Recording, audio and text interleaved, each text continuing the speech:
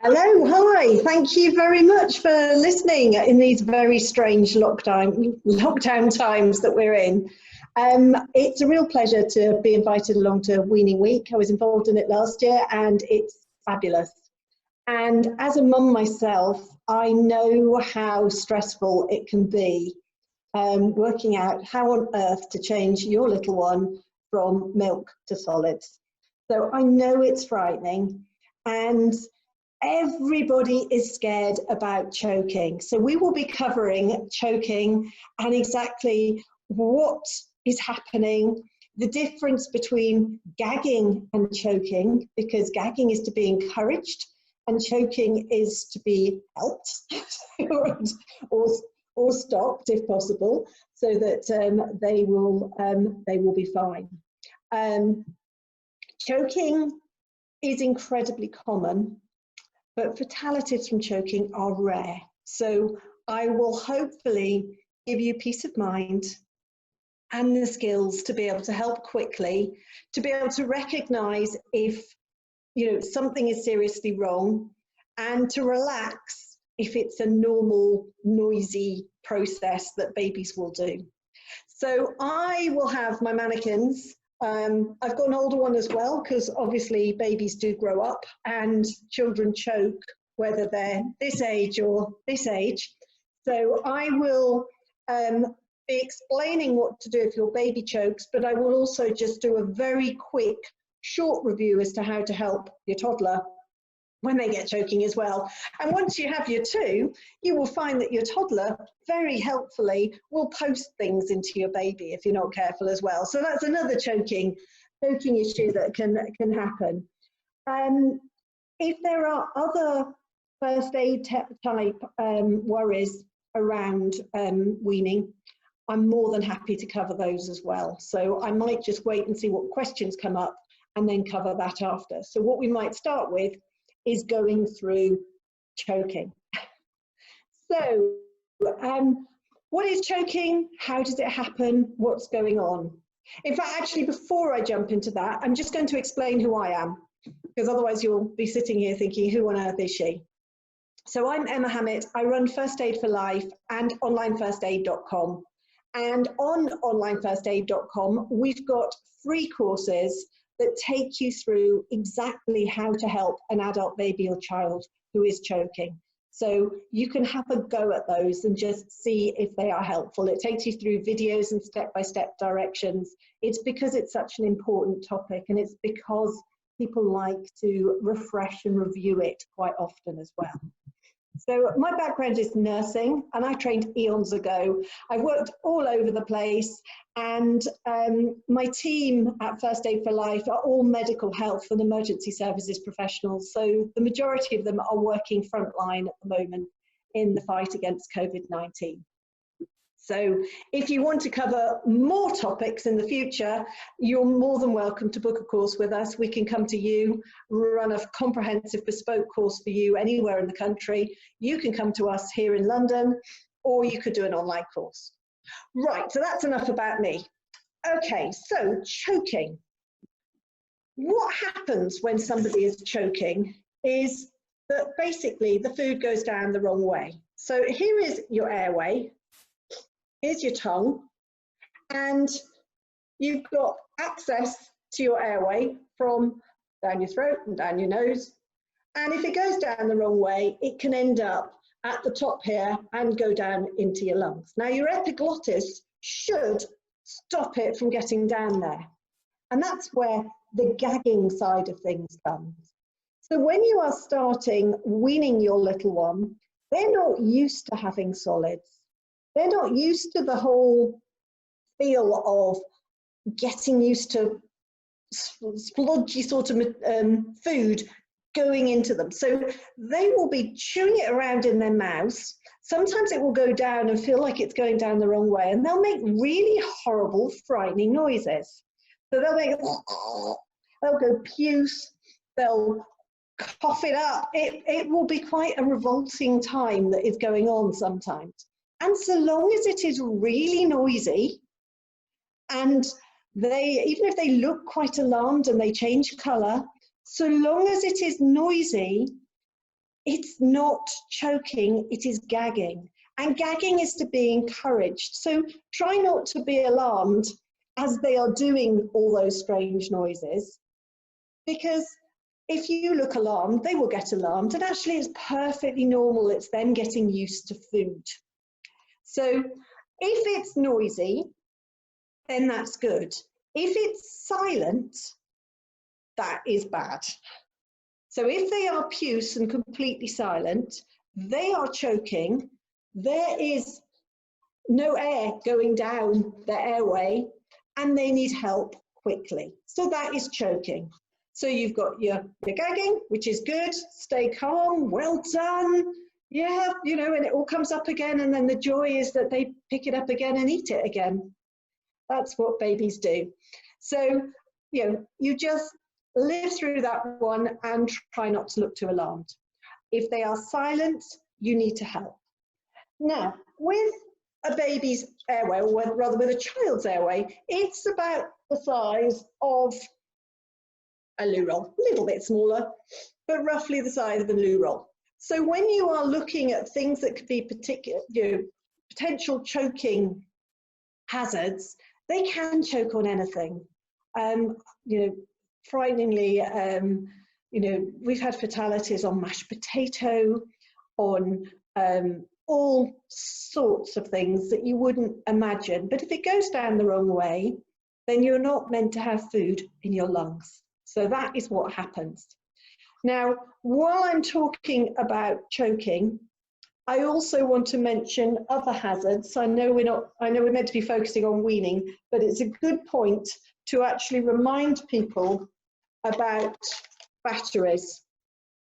These little circular button batteries are very dangerous. They're not dangerous particularly from a choking perspective, although that you might think that's the case. What tends to happen is that these, even if they are supposedly dead batteries that aren't working anymore, if your little one manages to get hold of them, they can burn. So even when they are potentially dead, they produce caustic soda within the gut. And if they get stuck, they can actually burn through the esophagus.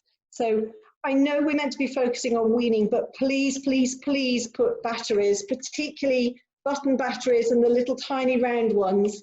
We get them in cards and birthday cards and things now, and they are dangerous. Likewise, things like your dishwasher tablets, your washing pods. If you are putting on the dishwasher and you've left the little washing pod in the door and you think, oh, I don't really need to put the wash on yet, it's not enough in the dishwasher. If it's in the door, it's within reach of your little one. So when they are crawling around, they could grab it. If they grab it and put it in their mouth, it's a really strong alkali, and again, it will burn them. So it's not so much from a choking perspective, it's from a burn and from a hazard. So from a safety perspective, I would just want to draw your attention to that now. Okay, so you've got your little one in the high chair and you are popping the food in.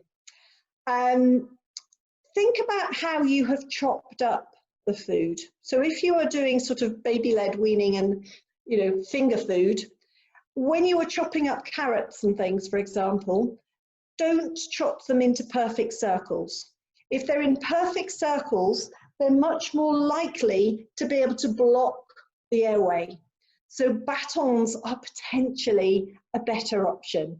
Saying that, anything can block the airway, but if you're giving it the option that their air could still get by, then you're giving them a better chance should it get stuck. Okay, so think about how you chop it up and try and avoid the perfect circles. So if you are feeding them and they're chewing it around and they're going a horrid colour, but it's noisy, it's gagging, stay calm. If they are silent, they are looking alarmed, they are changing colour, then you need to help them fast. Okay, they are choking. So again, stay calm, because the calmer you are, the calmer they will be. They will pick up on your stress. And if you imagine that they're getting alarmed as well, it will tighten up their airway as well if they're stressed by it. So nice and calm, you know what to do, you're able to help, and 99.9% of the time, what you're about to do will work and all is good. Okay, so what you would do is, first of all, see if they are able to cough or splutter it up. So if you're able to get them out of their high chair and reposition them so that they are head down, I would normally be doing this, it's not easy to show you here, but I would be doing this down on my leg. Hopefully you can see all right like that. So what I'm doing is I'm holding the airway open. Now with babies, when you open somebody's airway, you would be tilting the head right back. For babies, because they've got little bendy airways, if you overextend their airway, then you can actually close it. So you don't want to open an airway, baby's airway more than horizontal. So when you are picking them up and putting them across your arm like this, you are supporting their head in a nice neutral position so that the airway is open like that. So I hope that makes sense to you. Again, there's lots more on my site, or when you do the choking, course, the free one, because it will explain in a much calmer way where you can see rather than me trying to do it in a little window. So you hold them like that, you put them across over your arm, you're supporting their chin like this, and then you are going to hit them, and they're flat on their back, and you're going to hit them pretty firmly. So hit and check, nice and calm, up to 5 times. So you're going to hit and check to see if it's come out, okay? So you're going to do that 5 times, and usually it's come out on 1 or 2. In which case, please don't carry on hitting them because there's no need. You have sorted it out. If they start to cry, fabulous. You can't cry when your airway's blocked. So if they start to make a noise or they start to cry, you have sorted it. You can sit them down, give them a lovely cuddle, and you know, they should be absolutely fine. Okay, and I'll go into what to look out for, you know, once you have sorted it out. So 99.9% of the time, just repositioning them and hitting them on the back will sort the problem. Now, if it hasn't come out on those first 5 back blows, what you would do for a baby is the second line treatment, where you would turn them over like this. You would put 2 fingers between the nipples and you do an upward thrust like that. You can hear. And what you are doing is like bellows. So you are pushing the air up to push it out. So it's a chest thrust. So if you have done a first aid course before and you know sort of how to do CPR, you're going between the nipples in the same way, 2 fingers and an upward thrust. So you do up to 5 of those. If it hasn't come out on your first 5 back blows, I would be getting an ambulance on the way, because I said the majority of the time you would expect it to come out on those first 5 back blows. If it hasn't come out on those first 5 back blows, you're moving to chest thrusts, and if it still hasn't come out, you're moving back to back blows and keep checking. So nice and calm to 5 of those. The ambulance is on its way, and you keep going 5 of those, 5 of those, 5 of those, 5 of those. Now, if your baby starts to go floppy, then they've lost consciousness. You need to be ready to give CPR. So you need to know what to do. So if they have lost consciousness, you would be ready and you would give 5 breaths, and don't worry about blowing the obstruction further down or whatever. It's highly unlikely that you are making anything worse. They are unconscious at this point. And when you've done your 5 breaths and you then do the chest thrust again, it may well be that now they are floppy and their muscles are more relaxed, that in doing the chest thrusts, that it now comes out. And in which case, they're likely to start crying and regain consciousness, and your ambulance is still on the way, and they will be able to come and check them over. So stay as calm as you can. The chances of you being able to bring them back and sort them out are really good. Okay, so hopefully that is reassuring. It is a very frightening subject. For a toddler or an older child, it's very similar. So first of all, you would see if they're able to cough, see if they can cough it up themselves. And if they can, you let them cough.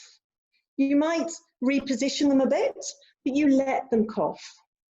If it doesn't come out when they can't cough and they are completely silent, then what you would do is lean them forward, hand on their chest, or ideally, and I can't demonstrate this very easily sitting where I am, you would put them across your lap so that they're across your legs, head down, and then you would hit them firmly. So you would hit them, hit and check to see if it comes out. Hit and check, again up to 5 times. If it hasn't come out on those first 5 back blows, for a child or for an adult, you would do an abdominal thrust. You would never do this on a baby. For a baby, you were doing the chest thrust with the 2 fingers like this. For a baby, if you did an abdominal thrust, you could do damage. So for a child, you're doing an abdominal thrust, and what you do there is you make a fist like this, and you put the thumb between your rib cage and your tummy button, just in here.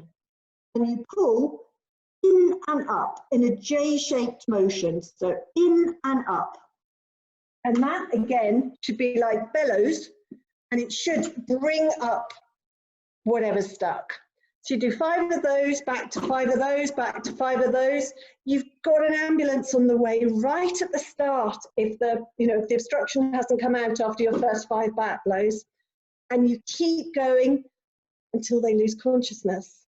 And if they lose consciousness, again, you would have to start with CPR.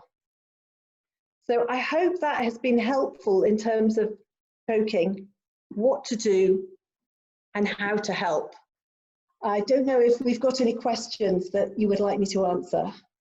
Yeah, if anyone they can use your box to type questions or put your hand up, that's absolutely fine. If anyone's got anything that they want to ask.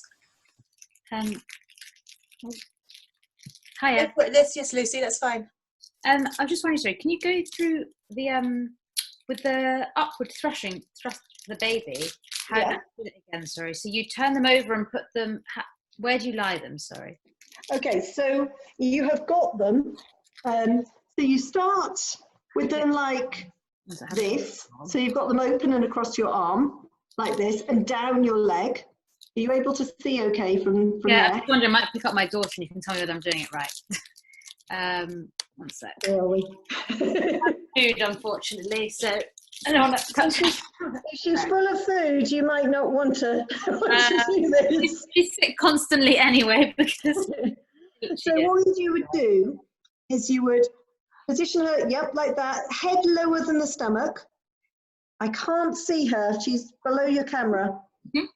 Yep, have you got, I've got my arm between their legs, so it's coming up through, so I've got the body lying on my arm. Got it, okay, one sec. Yeah? No, so I said she'd pooed, not had food, but... Okay. Okay, I'm just looking, and then you hold her under her chin. Yeah, my arm's not long enough. If your arm's not long enough, then pop her across your lap. Okay. So pop her across your lap and just support. I think that looks good. So pop her across your lap like that. Yeah. And obviously, if she's sort of floppy, her head would be down a bit. Yeah. But not necessarily, because she's not unconscious at this point. And then you would hit her very firmly on the back. But you'd ideally want, if you can move your legs slightly so that you lift your left leg up a bit so that she naturally, that's it. So you tilt her downwards. Got it, that's much easier. I'm glad. Yeah, so I would do 5 back blows like that. Okay. Between the shoulder blades, did you say? Between the shoulder blades. Obviously not, because she doesn't need it. Yeah. And then you would turn her over so that she's on her back. Mm-hmm. We've got a poo explosion. Sorry, you can see it. 3 days worth of poo come out just there. So oh, joy. she literally did it just as the video was starting. But I thought, this is such an important topic. She's going to have to sit there for a bit. And then you put 2 fingers between her nipples, and that's where you would be pressing. And you'd be doing an upward press. How hard? Like, how many centimeters down would you go? You'd be pushing pretty firmly. At this point, your adrenaline is kicking in, because don't forget, the majority of the time, hitting on the back, it's going to come out. Yeah. If you get to the point that you need to do chest thrusts, it's very stuck. Okay. So you want to be pushing firm enough that you can actually push that obstruction. So to push and expel it. I'm sorry, how do I lie her when she's on the back? That's the bit I was confused about. Is she across my legs like that? Just like that? Yes, again, if you raise one leg higher than the other so that she's down a bit. And then just push. And then 2 fingers, and you're doing an upward thrust. Okay. Yep. You might want to put her slightly on her side, because then if it comes out, it's easier. No. You're not getting fed. Not now. Yeah, I know what she wants. Yeah. Well, this poo explosion. This is I think this is a clothes ruining poo explosion. Sorry, everyone. No worries. No. We've all been there, so Yeah. we all know all about it. Was that helpful? Does that feel really helpful? Thank you, because I was trying to balance her on my arm before, and I just couldn't do it, so I thought. No, and it does depend. On a tiny one, you can balance them on your arm, and then they quickly get to a point where you can't. She's only 5 months, but I think I'm only 4'11", so. And the difference between a baby and a child, for first aid perspective, is a year, roughly, give or take. So once they get from sort of 12 months to a year, just over 12 months, they then, depending on their size and things, you would then start moving onto sort of that. And sorry, one more thing as well. You said you give 5 breaths, and then you continue to do the thrusts and the back slaps. You don't do CPR, or you do CPR? Don't you do CPR? No, you would be doing CPR. So you start off, if they are choking, so they are silent, which is when you know that they're choking. You are then starting off, if there's no way that repositioning will actually expel it, starting off with the 5 back blows, get an ambulance on the way if the 5 back blows haven't done anything, and then you're doing your chest compressions, back blows, chest compressions, back blows, chest compressions. If they go floppy, you're starting CPR. And for CPR, for a baby, you start with 5 breaths, and you would just do a puff of your cheeks, just enough. I mean, their little lungs are they're tiny. They're about the size of a tea bag. Wow. So you would just need to do a puff of your cheeks. If you blew in too hard, you're not going to do any harm. But what you would do is dislodge whatever's in their stomach, which can end up in their airway. End up coming up. So, not in their Annika, airway. I think you had a question, didn't you? You raising your hand, Annika? Yes, partly just answered there. I was going to say, at what point does a baby then become over your lap rather than like a toddler, which I think you just answered. You said 1, didn't you? Well, I think it also depends on how big you are and how big they are. Yeah. Okay. So know, when they're bigger than your for you. arm, basically. Yes. So once they're too long to fit over your arm, or if it's easier for you, then just hold them over your lap. It works fine over your lap. So it's fine both ways anyway. Yeah, it's not a problem. All you're trying to do is get them in a point where they are supported, because obviously you don't want to be hitting them and they're bending. You want them nicely supported, either over your legs, so down your legs like that, or across your lap, so that when you hit them, they are staying nice and firm. You're not bending So it's them. about the firm support under their chest rather than where it comes from. Yeah, it's about making sure that you are not doing any damage, because you're going to hit them pretty firmly. You've got gorgeous babies. Look at them.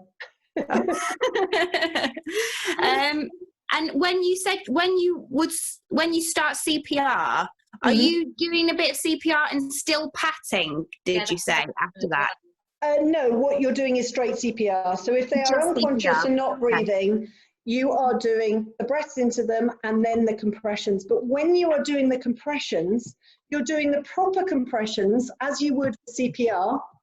So you would be pushing. Do I need to push that down a bit? Yeah, you'd be pushing hard and fast like that to push down. And when you're doing that, if you can imagine, it's actually very similar to doing the chest thrust that you were doing before. So what I was saying is, while you were doing that, as a sort of byproduct of that, if you like, you are quite likely to be able to expel whatever's stuck, because what happens when you're unconscious is your muscles relax. So if your muscles have relaxed, they're no longer going to be as good at holding everything in place.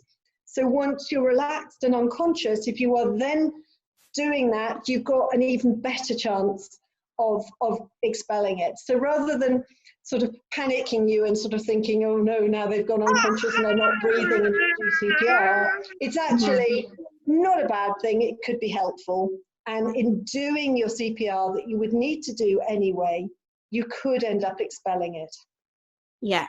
And even when they're really angrily red in the face and gagging and retching and think, just stay calm and leave them with it. Never. If they're noisy, it's good. Yeah. If they're noisy, there's still air in the airway. So anybody that is noisy, a casualty of any age, they are never your priority.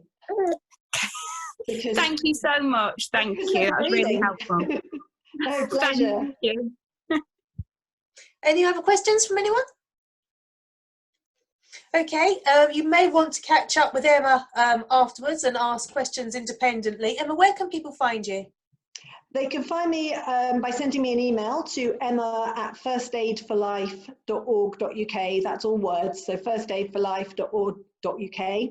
Or you can do one of the free courses on onlinefirstaid.com, or I've got a wealth of information on YouTube and across my site. I write as first aid expert for an awful lot of places. I've also written a few books. So I've got Burns Falls and Emergency Calls, which is all about caring for babies, accident prevention, health, and first aid for babies, right from the start, right up to, their 20s. So I've got lots and lots of free information that you're more than welcome on a huge number of health and first aid topics, and a heck of a lot on coronavirus and COVID-19 at the moment too. Yeah, so you're more than welcome to help yourself and send me a message as well, and I'm very happy to answer any other questions that occur to you. Okay, there's just one last question before we finish up. Kerry's just posted, is it good to give a drink or not when gagging?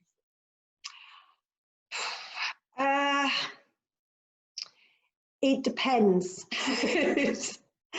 I mean, most of the time, actually gagging itself, it's them exploring the whole texture and sensation of what you're giving them.